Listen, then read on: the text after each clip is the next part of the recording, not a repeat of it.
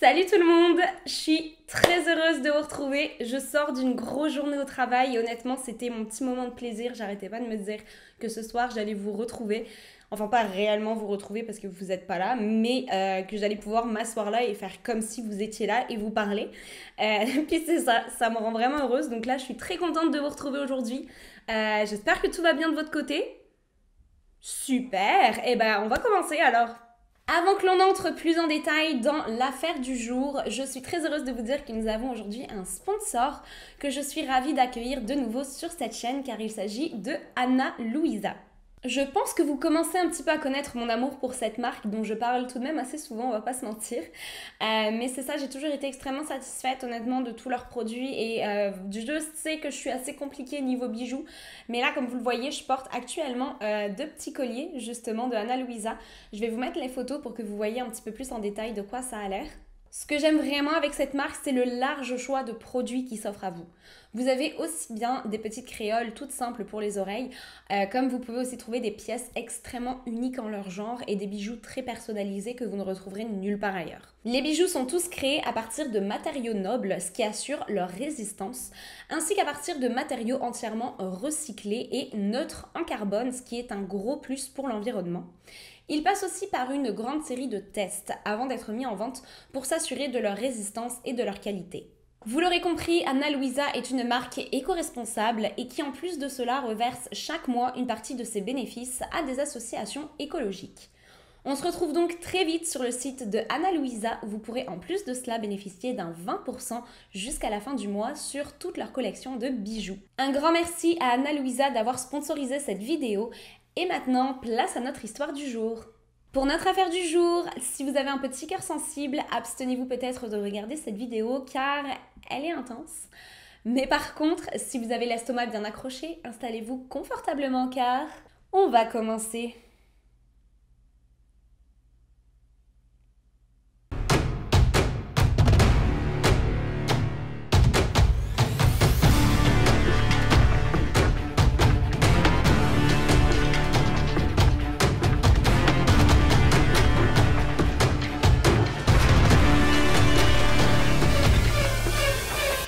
Omaima Harry Nelson est une jeune femme née en 1968. Malheureusement, sa date de naissance exacte n'est pas connue. La seule chose que l'on sait, c'est qu'elle est née durant l'année 1968.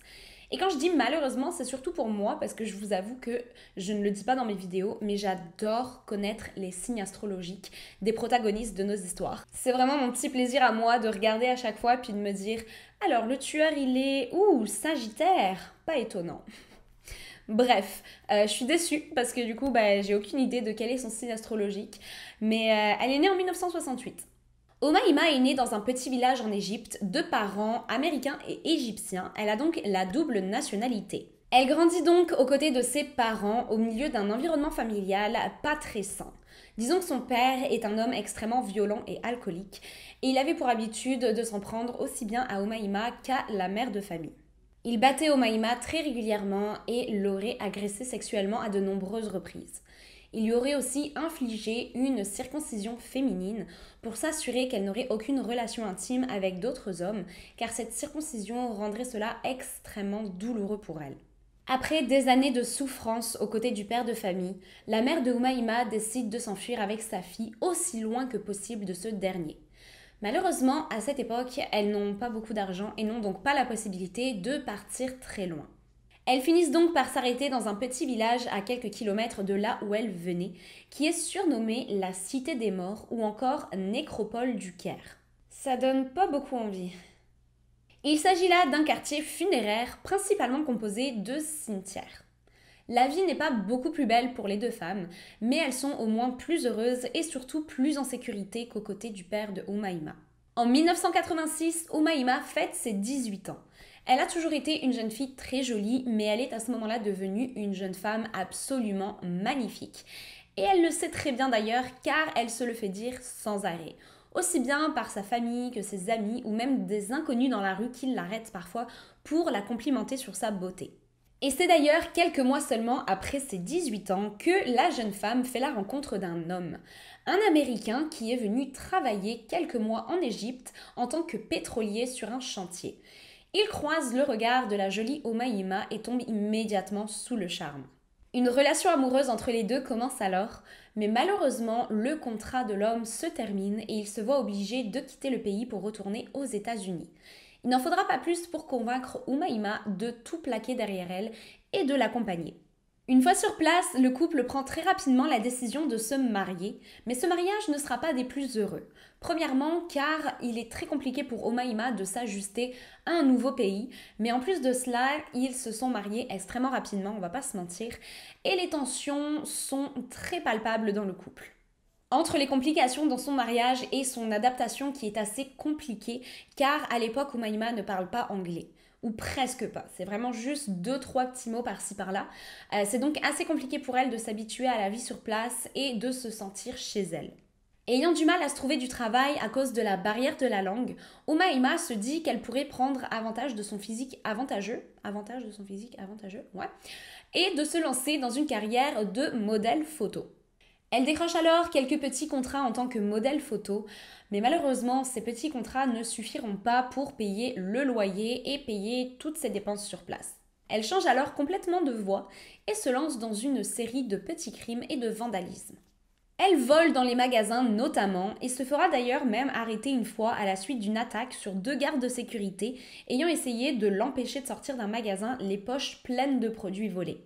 Après quelques mois seulement de vie commune, Omaima et son conjoint décident de se séparer. Elle doit alors à ce moment-là se gérer elle-même, trouver un endroit où vivre et surtout réussir à gagner son propre argent. Elle enchaîne alors des petits boulots par-ci par-là, mais on va pas se mentir, travailler pour gagner son argent n'est pas quelque chose qui lui plaît énormément. Il était si facile pour elle d'aller voler dans les magasins et de récupérer une somme astronomique d'argent aussi facilement que ça, qu'elle se dit pourquoi pas continuer dans cette voie. Elle décide alors d'utiliser son physique attrayant pour attirer des hommes et leur voler de l'argent par la suite. Elle passe donc d'une victime à l'autre, les dépouillant complètement sur son passage. Et c'est ainsi qu'elle fait la rencontre de sa prochaine victime, un certain William Bill Nelson. Bill Nelson est un ancien pilote de l'air américain âgé de 56 ans à l'époque, divorcé et père de 2 enfants. Bill est absolument adoré de tous ses proches, et ce notamment dû à son tempérament exubérant et à son style hors du commun. Il est un homme extrêmement grand et plutôt fort, donc autant dire que sa présence dans une pièce était toujours très remarquée.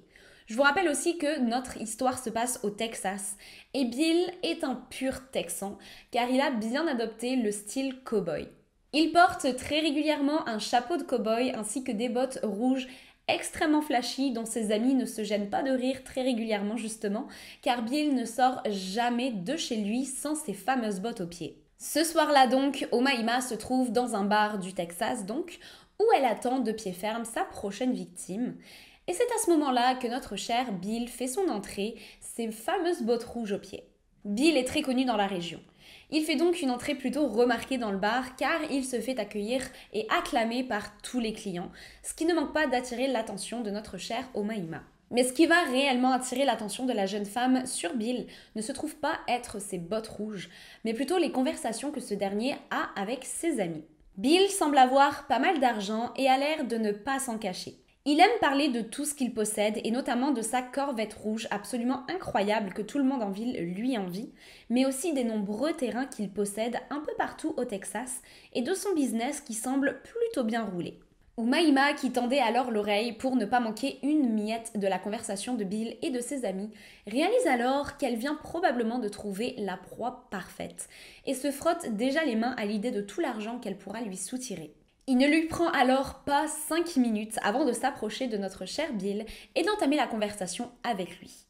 Omaima a toujours très bien su y faire avec les hommes, tellement même que seulement quelques semaines après cette fameuse rencontre dans le bar texan, Omaima et Bill se marient. Le mariage se fait alors en cachette et Bill n'invite aucun de ses proches à l'événement. Ils passent ensuite quelques jours en lune de miel au Texas avant de prendre la route pour la Californie où ils finiront par s'installer. Ils emménagent donc dans un appartement situé dans le quartier de Costa Mesa et cela quelques jours seulement avant Thanksgiving. Bill est extrêmement heureux et est un homme comblé aux côtés de sa nouvelle femme. La seule chose qui l'angoisse un petit peu se trouve être la différence d'âge. car il y a tout de même une différence de 23 ans entre les deux, et il appréhende un petit peu la réaction de ses proches, et notamment de ses enfants, face à la nouvelle. Il décide donc d'inviter tous ses proches à venir célébrer Thanksgiving dans leur nouvelle maison de Californie autour d'un bon dîner pour leur présenter sa nouvelle femme, en espérant que ces derniers soient compréhensifs et voient que Bill et Omaima sont bien faits l'un pour l'autre. Nous sommes à ce moment-là en 1991 et le fameux dîner aurait lieu le 28 novembre de cette année-là. Cette année-là...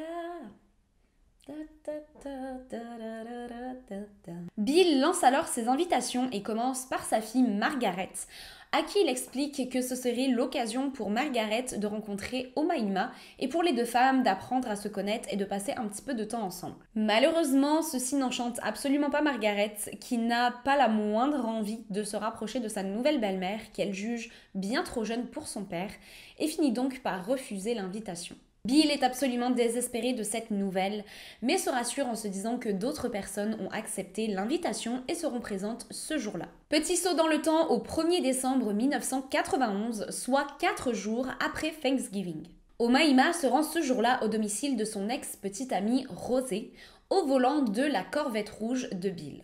Rosé et Omaima n'ont jamais réellement eu une relation très longue ou très fusionnelle, il s'agissait plutôt là d'une aventure de quelques mois.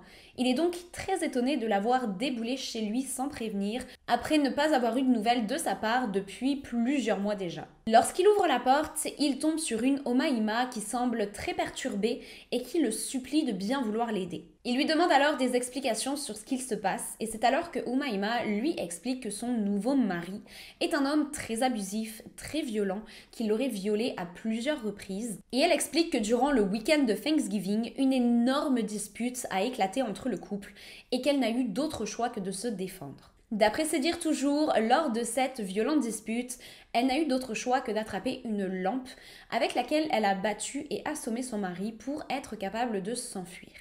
Rosé à ce moment-là est absolument confus, comme vous pouvez l'imaginer, et ne comprend pas où elle veut en venir ou encore en quoi il peut l'aider avec cette situation. C'est à ce moment-là que Omaima lui explique avoir tué son mari, l'avoir découpé en plusieurs morceaux, avoir placé chacun de ces morceaux dans des sacs plastiques qui se trouvent maintenant dans le coffre de sa voiture, enfin plutôt la voiture de Bill, et avoir besoin de l'aide de Rosé, ou plutôt de son pick-up, pour transporter ces fameux restes humains le plus loin possible de la ville et s'en débarrasser.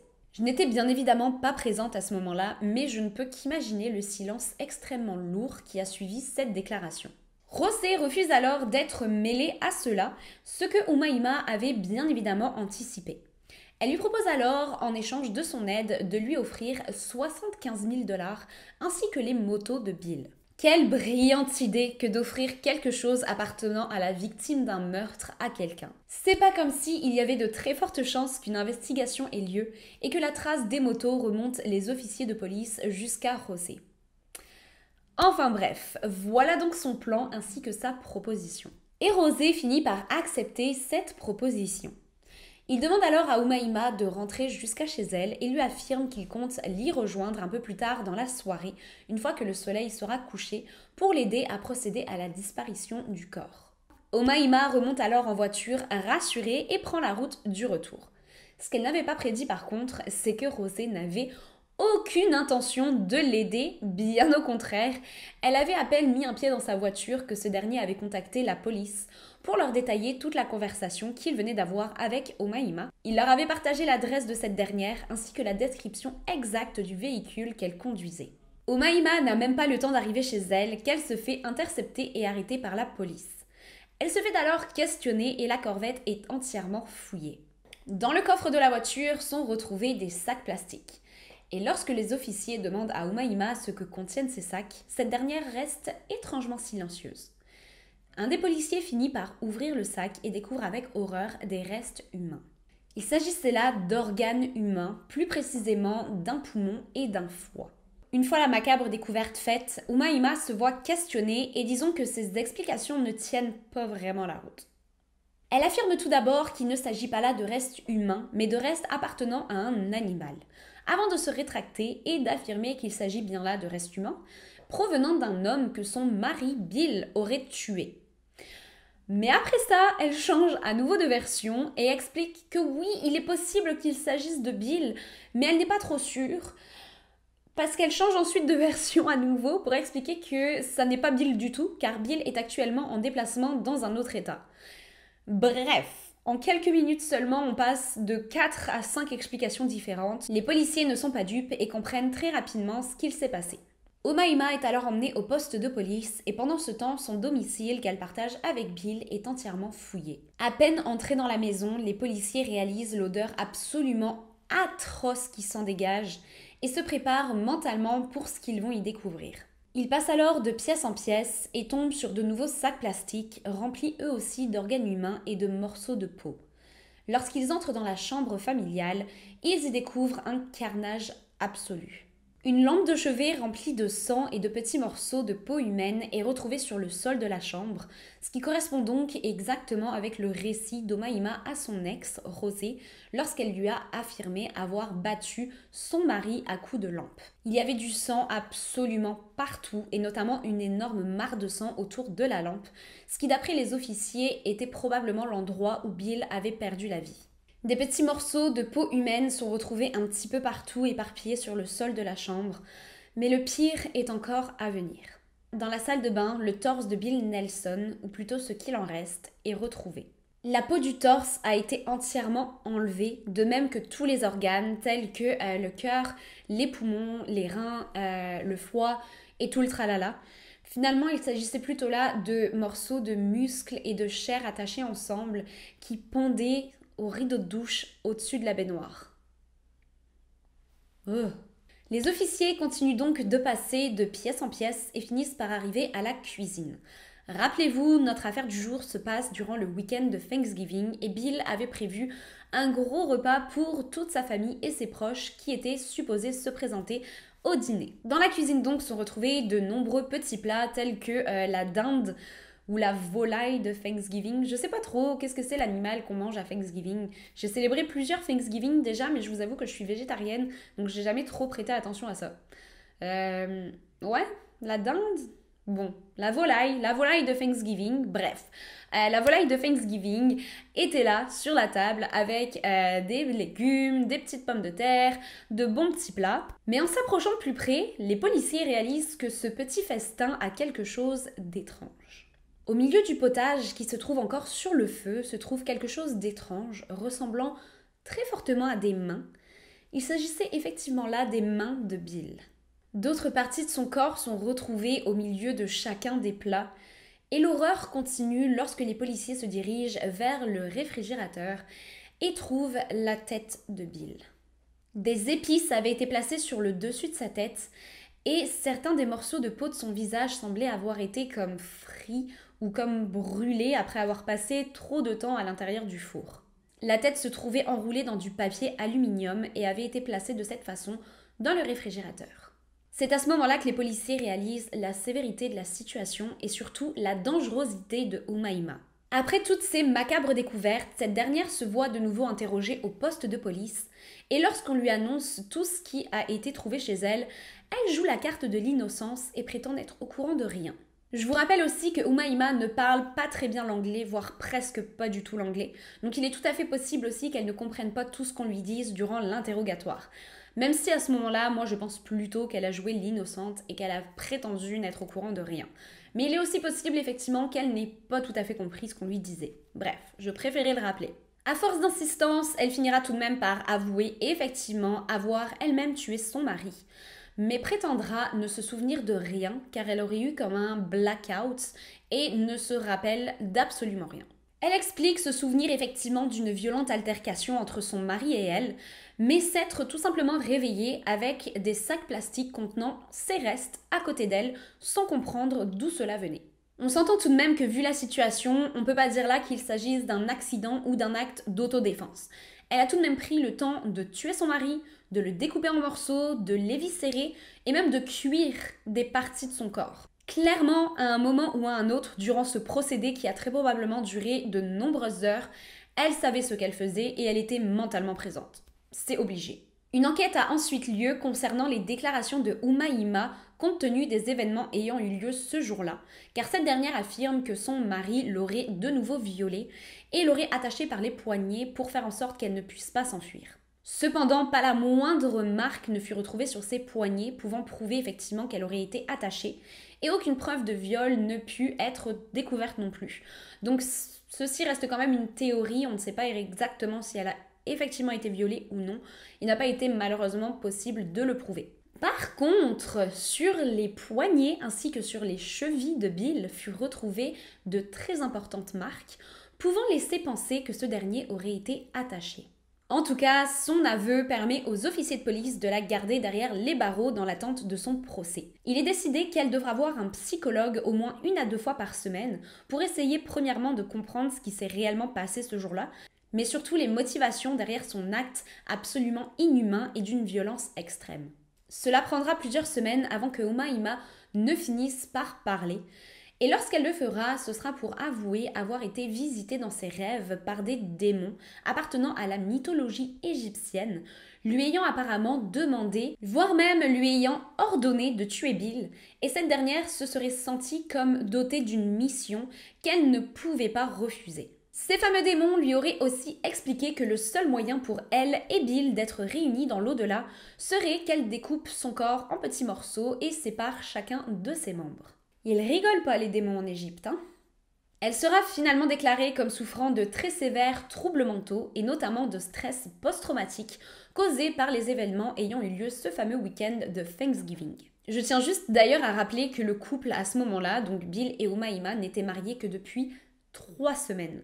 C'était donc vraiment tout récent leur histoire. Le procès de Umaima a lieu le 1er décembre 1992, soit exactement 1 an après les faits, et alors que cette dernière est âgée de 24 ans. Ce procès est extrêmement attendu par le public, car beaucoup de personnes ont hâte de voir ce que Umaima va bien pouvoir dire pour se défendre.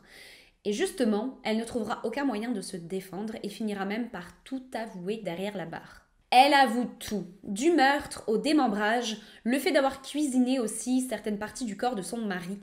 Et à la grande surprise de tous, elle avouera même avoir cuisiné et mangé les côtes de Bill après les avoir fait revenir dans de la sauce barbecue.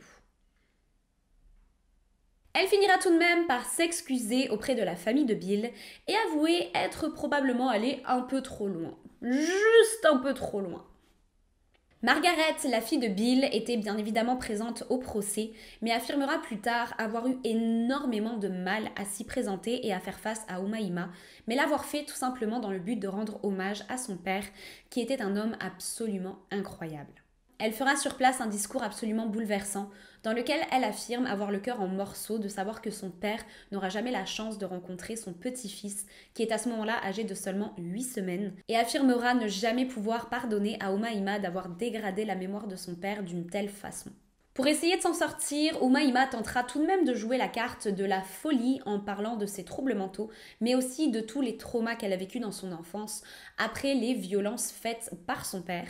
Mais cependant, le jury ne se laissera pas embobiner par cela.